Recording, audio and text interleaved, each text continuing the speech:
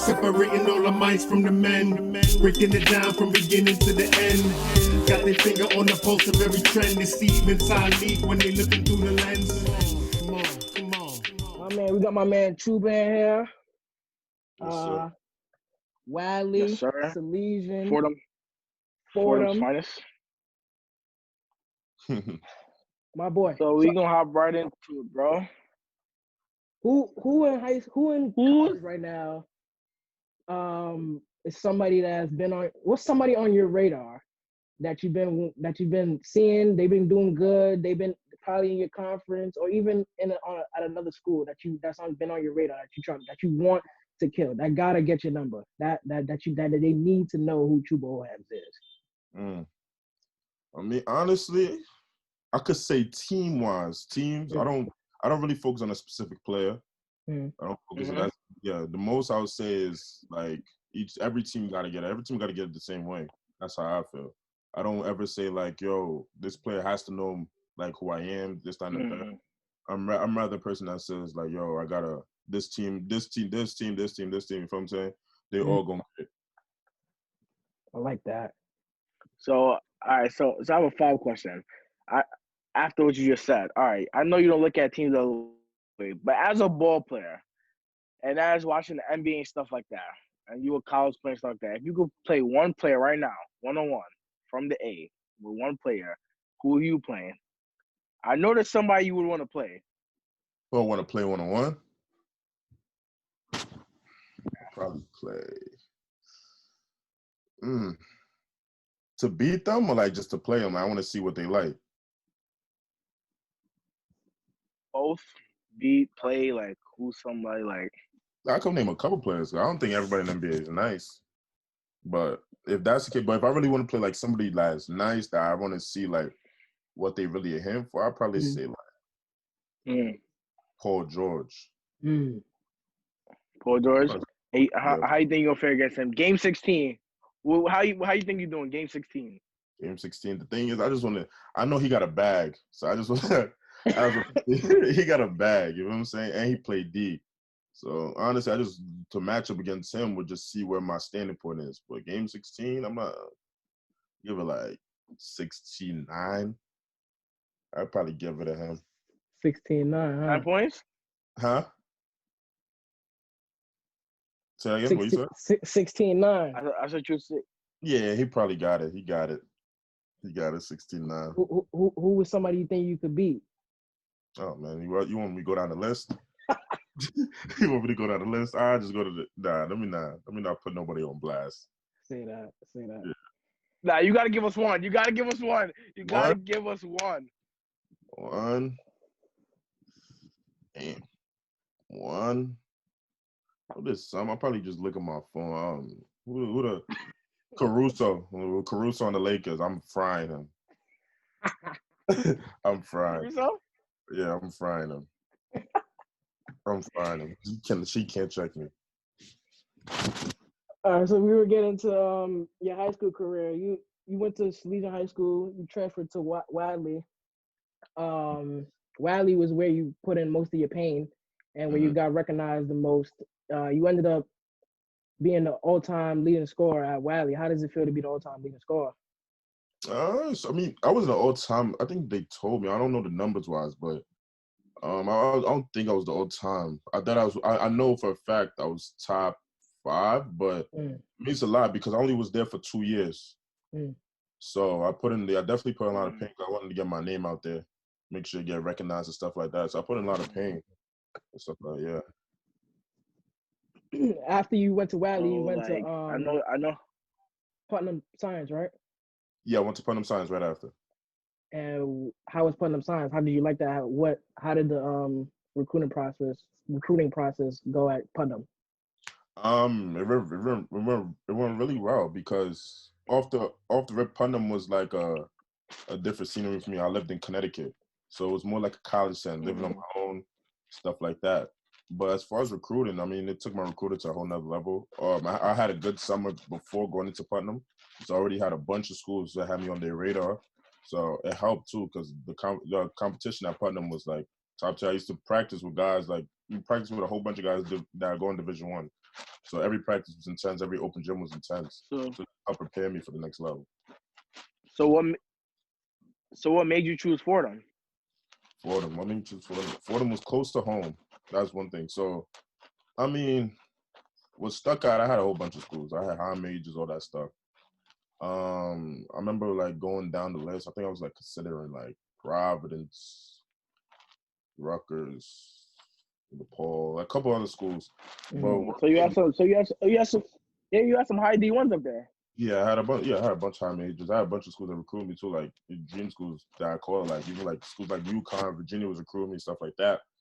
But as far as why I chose Fordham, I just one thing I said, what school can you stand out on? A lot of people go to a school that's like high majors because of the name and stuff like that, and they end up like, you know what I mean?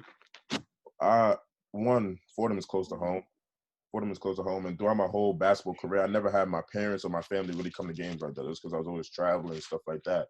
My parents work a lot. I said, man, and like friends and stuff like that. So Fordham is close to home. It gives the opportunity of anybody to come at any time. And it was just like a school's like, you know what I mean?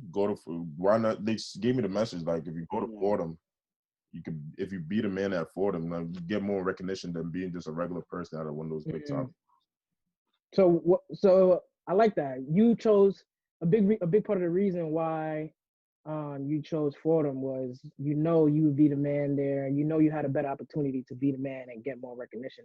But a lot of kids, a lot of guys younger than us have the mindset, oh, if I get the high major, let me just go to the high major. So what would you say? Yeah, but in your situation, it was better to go to Fordham. So what would you say to a kid a recruit who has higher schools, but the better fit would be to go to a low major school or a mid major school? So I would say that the thing is, we're also good. Like, what also was good about it, Fordham's in Atlantic 10. So that's still a really good conference. So you get a lot of recognition if you do what you got to do. But what I say to the kid that's considering what type of schools you go to, I say just go to a school that fits. You don't have to. Nowadays, some people go to where it fits. Some people do it for like the Instagram cloud, whatever, the social media The cloud. big name for the school, right? Yeah, I said go to wherever it fits. And if the shoe fits, you know what I mean? You know what I mean? So if you go to a school that fits, if it's a school for you, no matter how major, whatever, if that high major fits, that school fit, and you know it's gonna fit for you, you know you can thrive there, then do it. You know what I mean? And then just wherever it fits, wherever you can thrive the most at. So I know like throughout like your college career, like last year you had your injury and stuff like that. So just walk us through like the process of getting back when you got injured, of getting back on the court and getting back to yourself, or to a better of yourself. I'm still in the process of it. So I'm still in the process of trying to get back on the court. I'm doing great. I just saw my doctor today, so he said I'm doing real well. We're doing real well, but it's tough, especially because coming off this year, I have big things. I mean, I led my team in almost every category. I think I probably didn't lead my team in just assists, but as far as that, yeah, I mean the process is tough. I mean, just getting injured, just getting a sudden injury during the season, right when we starting conference, where it like means the most. So, and this is your second time getting injured, right? My second surgery. So yeah, it was tough. This was probably the worst surgery I had because it's a knee injury. Knee injury takes a little bit more time. Before I had a hip surgery. Hip surgery wasn't too bad. I mean, it was I was back in the court in 5 months. So now my knee surgery, this is 5 months, and I'm still taking time, but it's tough though. It's tough. It's just all about like rehab and just staying with it, honestly. Can you talk to us about So how you Go ahead, Talik. I was gonna say, so with this injury stuff of that and all that stuff's coming up, how confident are you feeling about next season? I feel it's my last year. Next season will be my last year, and I feel real confident just because I know what other teams got. I know, obviously, I've been here for a while. It's probably my last year, so I know what has to be done to get to where we want to get. And especially the guys we have coming in, most of the guys is like they was young guys, obviously, but now they're much more mature. And I think the guys we coming that we have that's returning, and even like the 2 freshmen we got, I think they could all help. I think we could really go far, especially if I come back right on time where I need to be, when I need to come back. That answer. Can you talk to us a little bit about what redshirting means? I know some guys might not know what redshirting is and what a medical redshirt is, like the difference between a regular redshirt and a medical redshirt. Because I've seen that you redshirted your sophomore year and this year. Mm-hmm. Can you talk This year I didn't redshirt. Oh, okay. This year I didn't redshirt.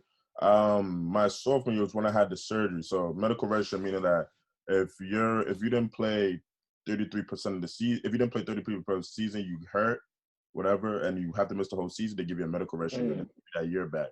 Me, I didn't play my whole sophomore year, so obviously they give me my year back. So that's what it was. Regular redshirt. Okay. Yeah, regular redshirt is like if a guy just comes in and says like, it's usually guys that usually are incoming freshmen. They usually redshirt before their year starts. It's usually just for them to get better. But I have a medical redshirt because I had surgery. I didn't play the whole year. Mm-hmm. For your senior year, as you said earlier, you think it's gonna be a way better year. The team, younger guys are coming into themselves. What do you think would be the best outcome? What would you want the best outcome to be for that season? Obviously, probably the A10 championship. Do you think those are feasible accomplishments? Definitely. So one thing sitting out. When once I got injured, I got to watch the games. Even though the team lost a lot, we lost a lot. But one thing I still admired, I seen everybody's growth. I seen guys that when I was on the court that didn't contribute to where they wanted to. Once I was injured, they started like, all right, now it's like, yo, I have to step it up. I have to step it up and stuff like that. And I seen guys do stuff that they didn't even know they could do. I saw guys like really grow up on that court. You know what I mean? Mm-hmm. So they really continue. Yeah. So how they finished off the season, even though we lost games, I feel like if they bring that out, even if they bring that same energy, the same way they played, just on to next season, it'll be good. No doubt about it. As we start wrapping up, I gotta ask this. You was at your top of your game in your senior year and going into Putnam and all that. Yeah. So what was one of the best players that you played against before college? Like you was like, dang, I really gotta put on my big boy pants this game because this dude. What's one of those players that you played against that you was like, nah, this dude is nice. I gotta cook him. So it's a good question. That's a good question. I think. So I remember my prep school coach telling me when I was going into Putnam. I remember my prep school coach was telling me, because I was going into Pangos All-American camp. That was in the summer. I got invited to Pangos. He said when you go to Pangos, you're gonna see a kid that plays similar like you. John Isaac, he's in the NBA right now. He plays similar like you. If you see him, basically like that's who I think you could become, whatever like that. You should go at him. That's one kid. I mean, I didn't get to play against him. I made the All-Star team, but there was 2 All-Star teams. He was like, it was top 20. It was top 50. I made top 50. He made top 20. I didn't get to play against him, but that was one guy I would say like I thought was tough. Like he had some game. You know what I mean? I played with most of the guys I think that was the best in the camp. They was on my team. I played with like Terrence Ferguson. I was with Mo Bamba, couple other kids, but yeah, nobody. Can't really remember nobody. Most of the guys from New York kids, so I knew most of the guys is what it is. But one guy I could say that I thought was tough was John Isaac. When you so would you say that summer was the summer that really got you your O's and really catapulted your basketball career? Yeah, that summer was the summer. Okay. Yeah. All right, that's all we got for you. We thank you for coming on Through the Lens. Give us a little shout out. Thank you for this interview. Appreciate it. For sure. Just tag me. I'll post it on my page and all that. Straight up. All right, bro. Good looking. Shout out to Fordham. Thanks. Appreciate it. Be safe, y'all. All right, yeah. Separating all the mice from the men, breaking it down from beginning to the end. Got their finger on the pulse of every trend. They see inside league when they looking through the lens.